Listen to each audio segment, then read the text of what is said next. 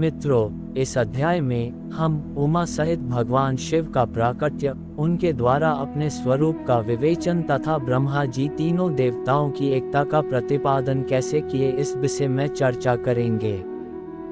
ये रुद्र संहिता का 9वें अध्याय है।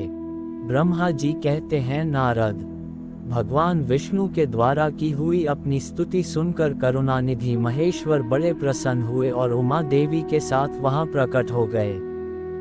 उस समय उनके 5 मुख और प्रत्येक मुख में 3-3 नेत्र शोभा पाते थे। भाल देश में चंद्रमा का मुकुट सुशोभित था। सिर पर जटा धारण किए गौर वर्ण विशाल नेत्र शिव ने अपने संपूर्ण शरीर में विभूति लगा रखी थी।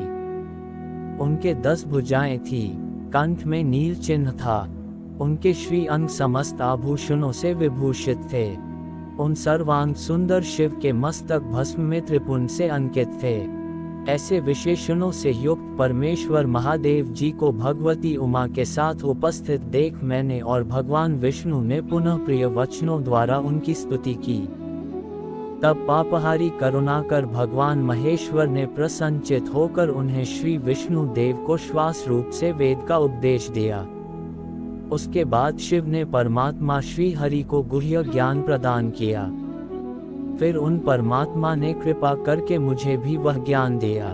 वेद का ज्ञान प्राप्त करके कृतार्थ हुए भगवान विष्णु ने मेरे साथ हाथ जोड़ महेश्वर को नमस्कार करके पुनः उन्हें उनकी पूजन की विधि बताने तथा सदुपदेश देने के लिए प्रार्थना की। यह बात सुनकर अत्यंत प्रसन्न हुए कृपा निधान भगवान शिव ने प्रीति पूर्वक यह बात कही। श्री शिव बोले, सूर्यश्रेष्ठगण, मैं तुम दोनों की भक्ति से निश्चय ही बहुत प्रसन्न हूँ। तुम लोग मुझ महादेव की ओर देखो, इसमें तुम्हें मेरा स्वरूप जैसा दिखाई देता है वैसे ही रूप का प्रयत्न पूर्वक पूजन चिंतन करना चाहिए। तुम दोनों महाबली हो और मेरे स्वरूप भूता प्रकृति से प्रकट हुए हो। मुझ सर्वेश्वर के दाएं बाएं अंगों से तुम्हारा आविर्भाव हुआ है। पितामह ब्रह्मा मेरे दाहिने भाग से उत्पन्न हुए हैं और विष्णु परमात्मा के वाम पार्श्व से प्रकट हुए हो। मैं तुम दोनों पर भली भांति प्रसन्न हूँ और तुम्हें मनोवांछित वर देता हूँ। मेरी आज्ञा से तुम दोनों की मुझ में सुदृढ़ भक्ति हो। ब्राह्मण, तुम मेरी आज्ञा का पालन करते हुए जगत की सृष्टि करो और विष्णु तुम इस चराचर जगत का पालन करो। हम दोनों से ऐसा कहकर भगवान शंकर ने हमें पूजा की उत्तम विधि प्रदान की, जिसके अनुसार पूजित होने पर पूजक को अनेक प्रकार के फल देते हैं। शंभु की उपयुक्त बात सुनकर मेरे सहित श्री हरि ने महेश्वर को हाथ जोड़ प्रणाम करके कहा।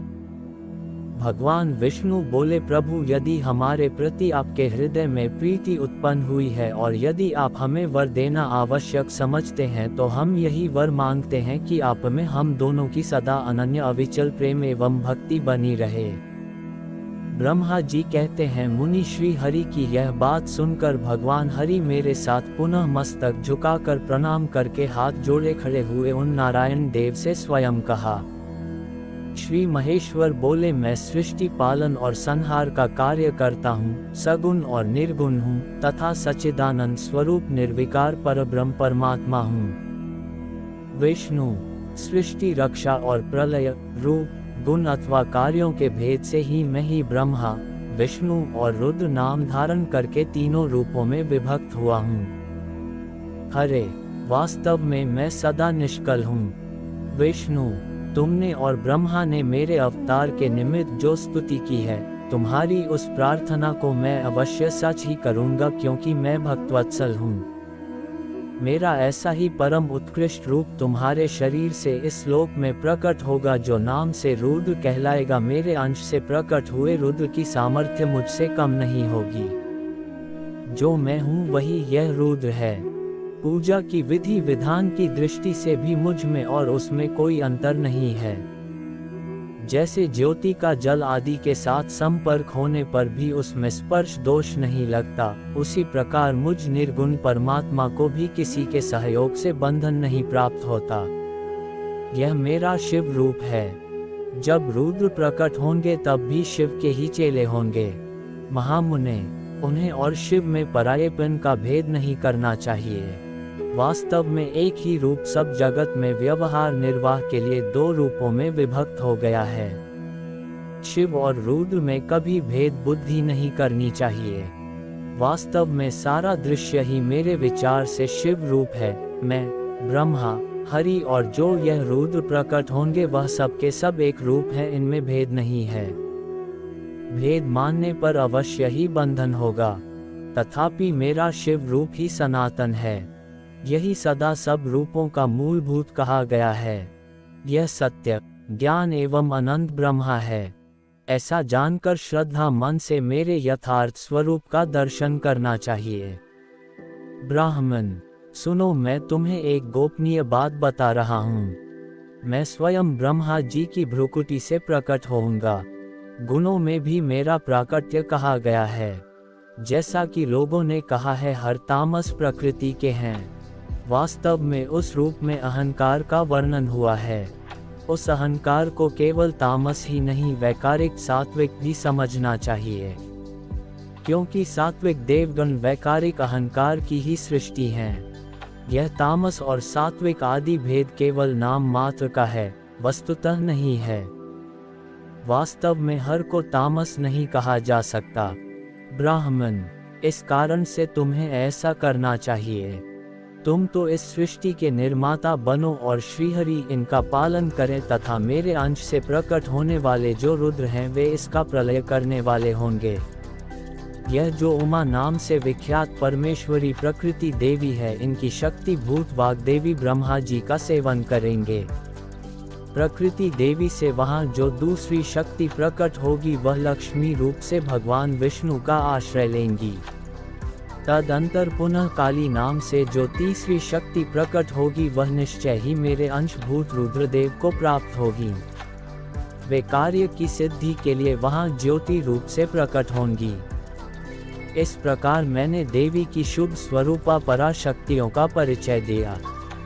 उनका कार्य क्रमशः सृष्टि, पालन और संहार का संपादन ही है।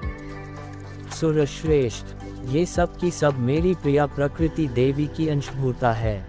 हरि, तुम लक्ष्मी का सहारा लेकर कार्य करो। ब्रह्मा, तुम्हें प्रकृति की अंशभूता वाग्देवी को पाकर मेरी आज्ञा के अनुसार मन से सृष्टि कार्य का संचालन करना चाहिए, और मैं अपनी प्रिया की अंशभूता काली का आश्रय ले रुद्र रूप से प्रलय संबंधी उत्तम कार्य करूंगा। तुम सब लोग अवश्य ही संपूर्ण आश्रमों तथा उनसे मिलने वाले अधिकारों द्वारा चारों वर्णों से भरे हुए लोक की सृष्टि एवं रक्षा आदि करके सुख पाओगे। हरि, तुम ज्ञान विज्ञान से संपन्न तथा संपूर्ण लोकों के हितैषी हो। मेरी आज्ञा पाकर जगत में सब लोगों के लिए मुक्तिदाता बनो। मेरा दर्शन होने पर जो फल प्राप्त होता है वही तुम्हारा दर्शन होने पर भी होगा। मेरी यह बात सत्य है, इसमें संशय के लिए स्थान नहीं है। मेरी हृदय में विष्णु है और विष्णु के हृदय में मैं हूँ। जो इन दोनों में अंतर नहीं समझता वही मुझे विशेष प्रिय है। ब्रह्मा का दाहिने अंग से प्राकट्य हुआ है और महाप्रलयकारी विश्वात्मा रुद्र मेरी हृदय से प्रादुर्भाव होंगे। वैष्णो, मैं ही सृष्टि पालन और संहार करने वाले राजस आदि त्रिविध गुणों द्वारा ब्रह्मा, विष्णु और रुद्र नाम से प्रसिद्ध हो तीनों रूपों में पृथक पृथक प्रकट होता हूँ। साक्षात शिवम से भिन्न हैं, वे प्रकृति और पुरुष से भी परे हैं। अद्वितीय, नित्य, अनंत, पूर्ण एवं निरंजन पर ब्रह्म परमात्मा हैं। तीनों लोकों का पालन करने वाले श्रीहरि भीतर तमोगुण और बाहर सत्व गुण धारण करते हैं। त्रिलोकी का संहार करने वाले रुद्रदेव भीतर सत्व गुण और बाहर तमोगुण धारण करते हैं, तथा त्रिभुवन की सृष्टि करने वाले ब्रह्मा जी बाहर और भीतर से भी रजोगुण ही हैं। इस प्रकार ब्रह्मा, विष्णु तथा रुद्र इन तीन देवताओं में गुण हैं, परंतु शिव गुणातीत माने गए हैं।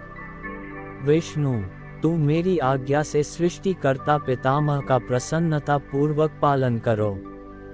ऐसा करने से तीनों लोकों में पूजनीय होंगे। ये अध्याय समाप्त हुआ। अगर आपको हमारी कथा अच्छा लगा तो इसे अपनी प्रियजनों को शेयर करें। हमारा चैनल श्री पपेश को सब्सक्राइब करें। धन्यवाद।